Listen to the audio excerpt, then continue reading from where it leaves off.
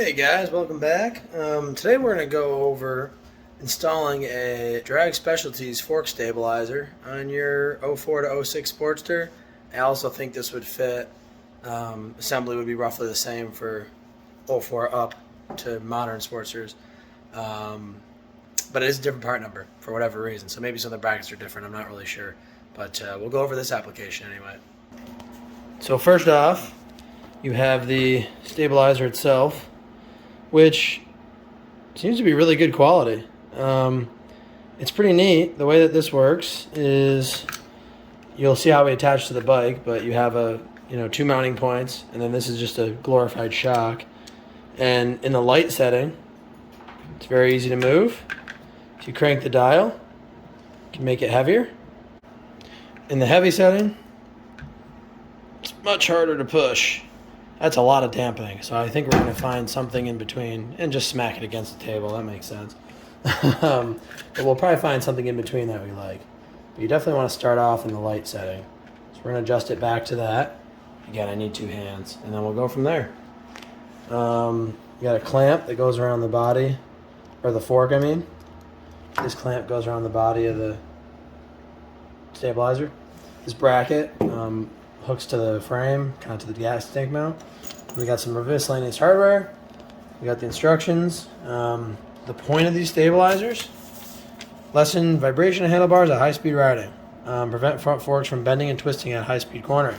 So for anybody who's ridden their Harley hard in corners, these bikes have rubber-mounted engines and swing arms, and as a result, you can definitely get some mid-corner. So you imagine the bike's leaned over, right? And you'll get mid-corner like bouncing at higher speeds. And fork stabilizers are supposed to take that out. So we're going to do the test. I don't know. I don't know if it's going to be enough. Suspension setup affects this as well.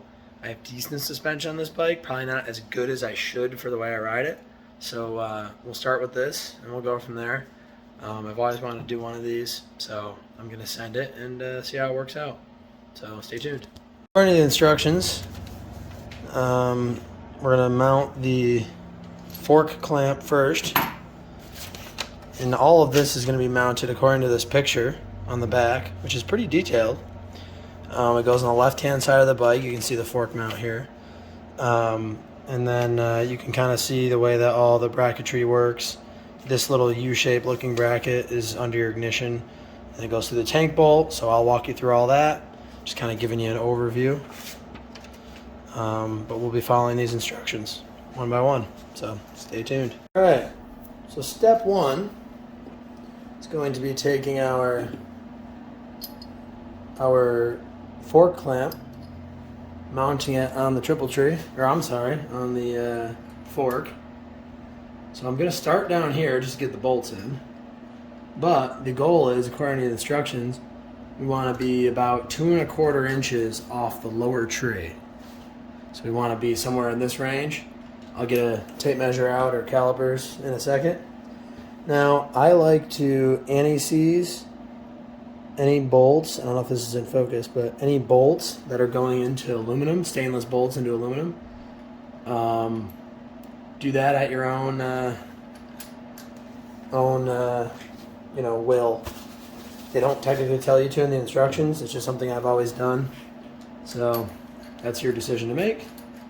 But I don't want to do that yet. Okay, so what you want to make sure of, when you tighten this down, and I'll get the camera over here in a second, I'm going to try to get them even. So you want your splits to be even size, and you're going to want this to be at 0 degrees. So this, which it's not right now, but this should be in line, nice and straight. So I will measure that out. We'll measure our 2 1/4, which it's clearly too low. Now I wouldn't go crazy scraping this along the fork, because you might scratch your fork up a little bit, so you might want to loosen the bolts. So I'm going to do this with 2 hands. I'll line that all up. Just wanted to show you guys. Okay, so I got my calipers set to 2 1/4. You definitely don't need calipers for this. Tape measure is more than fine. It just literally was easier for me to get to my calipers than a tape measure, so don't overthink that one. But I go way down. Where the heck? I'm going into a different planet over here. If you keep that loose enough, you can slide it without scratching your fork all up. So that's 2 1/4, and that's 2 1/4 on the low side. So I'm gonna go just a bump higher than that. Not a big deal. It's a give or take measurement. Now I'm gonna give it a calibrated eyeball spin. That looks about aligned. If you wanted to get fancy, you could probably get like a straight edge on here and measure down, but I don't really think it matters that much to be super accurate. And we're still pretty good. We'll go just a bump down. Boom, right there. So now I'm just gonna take my, oh, I just moved it. Son of a gun. Okay, actually our height's still pretty good. Yep, height's good.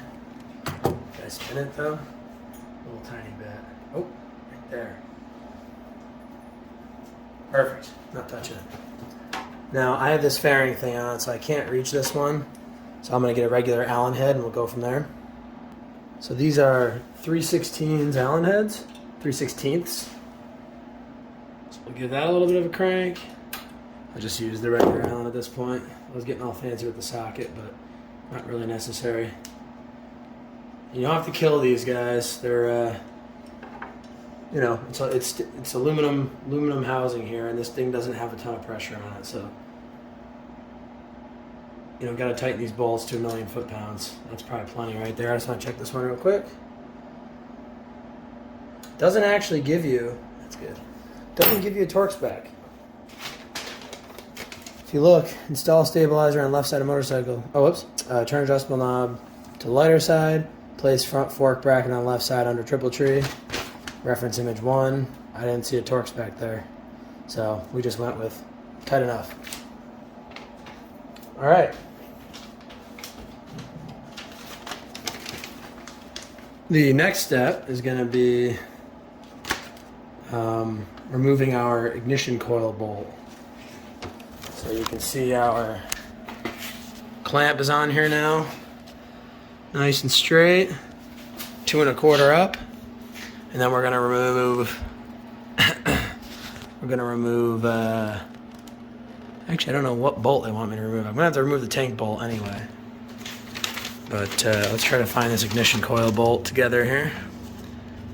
Oh, okay. So this bottom bolt, I think, right, these 2 bolts right here. Gotta remove those. Interesting. Okay, well, we'll do that. So I use the power of TV Magic. I already broke this free, but it wasn't that tight. The bolt is right under here. It is a 3/16. You just gotta turn it out. Unfortunately, my ball end won't quite fit on there at this angle. So we're gonna have to do it the old-fashioned way. So I won't make you sit through that. There's another one, exact same bolt on the other side. So when I get those 2 out, I'll come back. So I have a better idea. I'm gonna take the tank bolt out. Once I take the tank bolt out, I can lift the ignition up a little bit, get those bolts out rather than turning them individually with the Allen head. So we're gonna do that instead. 1/2-inch wrench and a 1/4-inch Allen head right through there. Wrench, turn that off. Let me do that real quick. All right, now we're going to go ahead and what I like to do, I'll show you a little trick that I use. Take your tank bolt with no washers on it so you don't lose them. Okay, tank bolt. We'll set that down on the ground here. Take your tank, lift it up like that. Take this guy, we'll bring it, and actually we might bring this off those mounts, perfect. And then you take your tank bolt. Okay, so we move the ignition mount off its mounts. Slide your tank bolt in, let your tank rest on it, and then you kind of give your tank a little temporary lift so you can get to your bolts. I do this for a lot of different stuff I've done on these bikes. Look at that, now the ball end fits in. We'll unscrew that, comes right out, good to go. Let me get the other side and I'll bring you back on camera. So now we're going to take the 2 new bolts they give us in the kit, this spacer, and if you'll notice, that spacer goes on this side of the ignition. We have that U-shaped bracket, and then we have our new bracket for the fork brace mount. So I'll show you how all that goes. All right, so I don't have a great spot for the camera, but all I'm doing is I'm putting the bracketry in.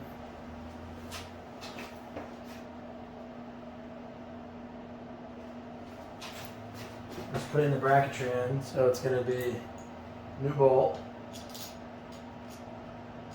your frame bracket, or your bracket for your stabilizer, I should say. This is your nut plate, so that'll go right on top of this. So let me ditch this bolt for a second.